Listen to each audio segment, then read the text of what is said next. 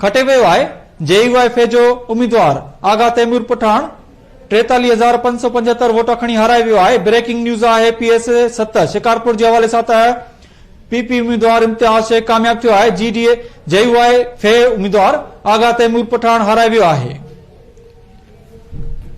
बिल्कुल आम खबर शेयर कंदा हलूं त PS 7 शिकारपुर तां PP अॻवान इम्तियाज शेख 60,904 वोट खणी खटे वियो आहे, जॾहिं त JUIF जो आगा तैमूर पठान 43,557 वोट खणी 575 वोट खणी हाराए वियो आहे। असां आम खबर शेयर कंदा हलूं PS 7 शिकारपुर तां त PP उम्मीदवार इम्तियाज शेख 60,904 वोट खणी खटे वियो आहे, जॾहिं त JUIF जो अॻवान आगा तैमूर पठान 43,575 वोट खणी हाराए वियो आहे। असां आम खबर शेयर कंदा हलूं शिकारपुर मां PS 7 तां PP उम्मीदवार इम्तियाज शेख 60,904 वोट खणी खटे वियो आहे, जॾहिं त वधीक अपडेट वठण लाइ लाइन ते मौजूद आहे ज़ाहिद नूर। जी ज़ाहिद, छा अपडेट हवाले सां?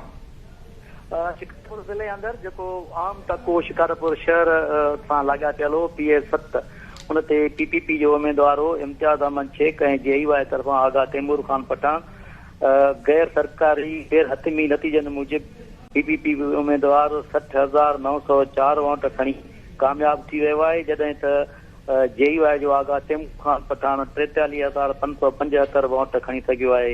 हिन वक़्त ताईं साम्हूं आयल रिज़ल्ट मूजिब गैर सरकारी तौर ते जेको ऐलान थियो आहे उहे 17,329 जी लीड सां PPP जो उम्मीदवार अॻूणो सूबाई वज़ीर इम्तियाज अहमद शेख खटी कामयाबी माणी आहे। महिरबानी ज़ाहिद अपडेट ॾियण लाइ। मूंखे ॿुधायो पीपल्स पार्टी वधीक हिकु सीट खटे वरिती आहे। इम्तियाज अहमद शेख 60,904 वोट खणी कामयाबी माणी आहे। अव्हांखे ॿुधाईंदा हलूं त PS 7 तां इम्तियाज शेख कामयाब थी वियो आहे। PS 7 शिकारपुर तां